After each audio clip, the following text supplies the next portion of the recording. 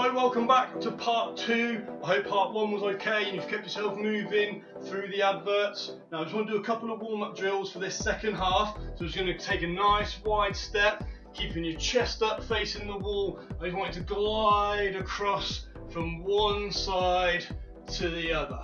This is called a Cossack squat. Just nice to open up the hips, the inner thigh. We just want to keep looking straight ahead. Try not to look down at the floor and just slide across as far as you can and as low as you can from one side to the other. Then we're going to drop down onto the floor. Second warm-up drill called the cat camel. Hands underneath shoulders, knees underneath hips. I'm going to put my chin to my chest and lift my belly button up towards the ceiling, and then belly button towards the floor and head up towards the ceiling. So chin to chest and then head to ceiling. Just try to flex and extend your spine as much as possible, and we should be nice and warm. Okay, the first exercise, I'm going to stick my rucksack on my back for the first set. So we're doing a lateral lunge. We're starting in 15 seconds. We're going to step nice and wide and then slide our feet back together. Step and slide. Try not to look down at the floor. Keep your eyes looking up at the TV screen. We're going in 3, 2, 1. Off we go. Step and slide. Good. Get as deep as you can manage. So if we can get right the way down, so your bum cheek is almost touching your heel, that's fantastic. If it's too difficult, then you can reduce the range of movement and just slightly narrow the stance to suit your body. We're going to go back into some nice wide and deep ones, and we've got, and relax. End of round 1. So round 2, I'm going to move the bag. This time I'm going to come round to the front, hold the load at the front just to slightly tweak things. 3, 2, 1, off you go. Nice wide step and back in. Step and slide. So if you want to keep the load on the back, you can. If it's too difficult and you want to drop the bag, absolutely fine. Just do whatever you feel comfortable with at your own pace. So we have got the final 5 seconds of round 2. See if you can get another one in on each side. And relax. Okay, here comes round 3. So third one of these, we've got 10 seconds before we begin. I'm going to keep the load here at the front, starting in 5, 4, 3, 2, 1, off you go. Step and slide. Step and slide. Good. Hamstrings and bum cheeks, inner thigh should start to feel nice and warm. Last 15 seconds. Big wide step. See if you can go wider and deeper for the last couple.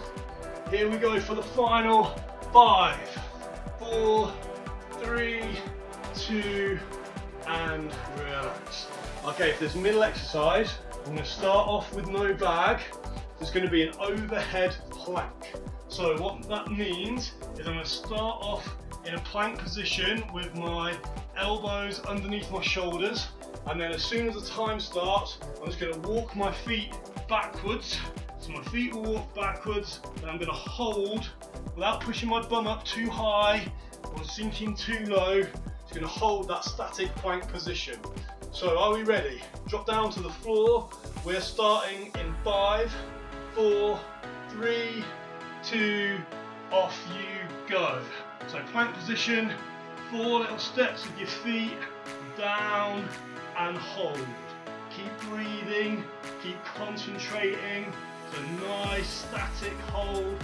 Hopefully you're not on a wooden laminate floor and slipping and sliding all over the place. Your trunk should start to shake like a leaf in the wind. And we've got our final 5 seconds.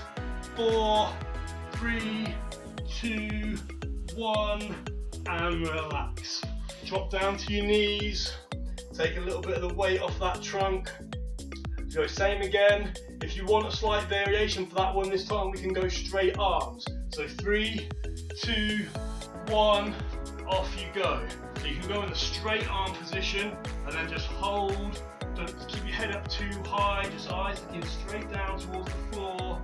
So if the first one was too difficult, you can extend the arms into the straight arm position. If this is too easy, then you can easily drop back down onto your knees and hold inside the final 10 seconds. We've got 5, 4, hold on everybody, 3, 2, and relax. Okay, here comes round 3. So one last little breather. We've got the third round starting in 5, 4, 3, 2, 1, off you go. Feet back and hold. Nice static position, nice deep breaths. It's a lot easier if you don't have to talk to the television at the same time as well. I'll tell you that for nothing. 15 seconds, we're halfway there. Hopefully your elbows won't be sliding on the carpet too much. Inside the final 10.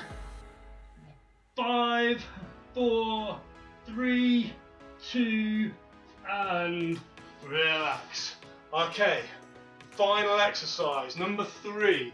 Now what I'm going to do for this one, I'm going to come back to my bag.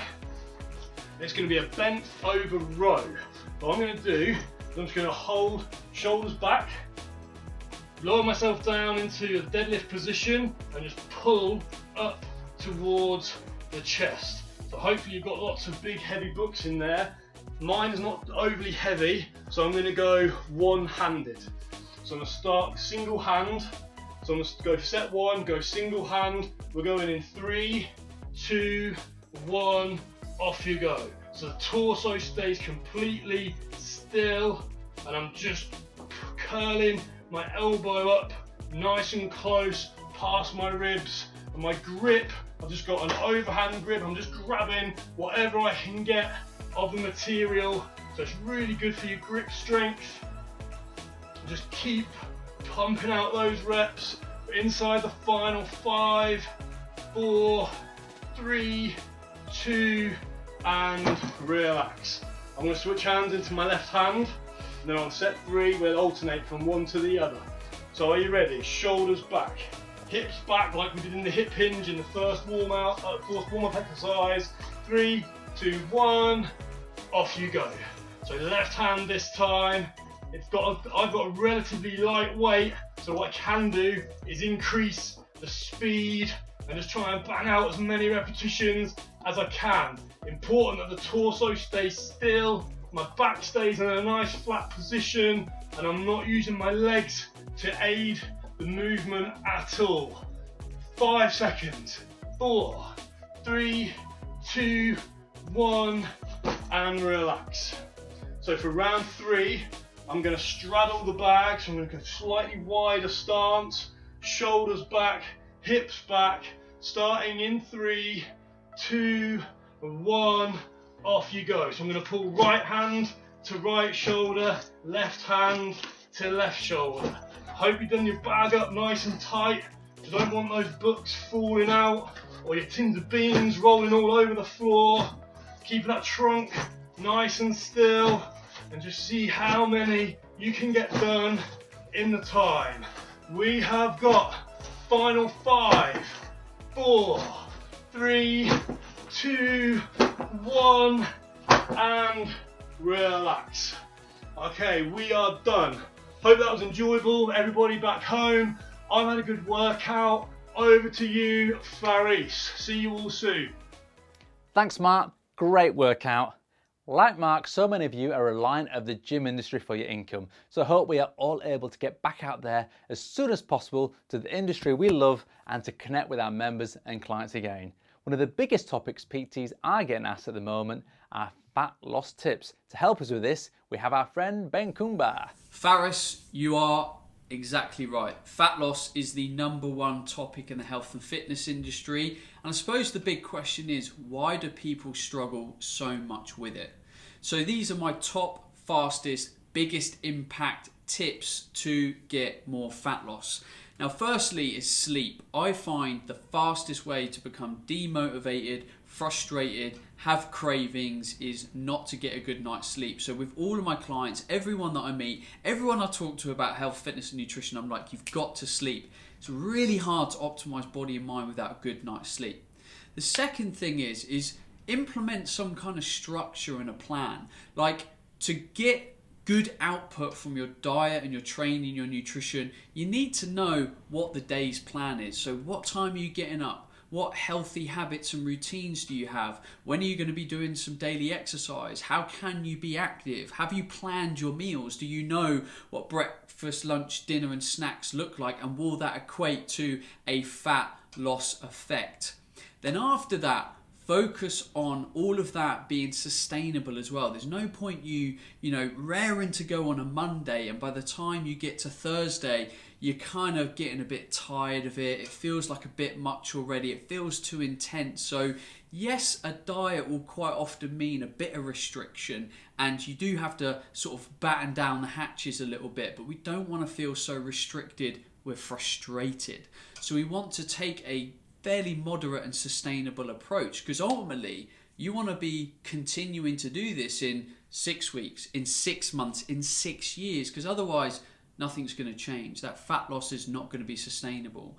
And my sort of final tip today is find peers and an environment that keeps you motivated. Friends that are into fitness, family that understand you, because then you'll enjoy it, you'll be able to share ideas, and the healthy lifestyle that you want to adopt will become the norm. Thank you, Ben. Yes, it's good to connect with people who have the same goals that can support and motivate each other. Tomorrow will be our last show as part of this fundraiser. Please tune in one more time. Let's finish on a high.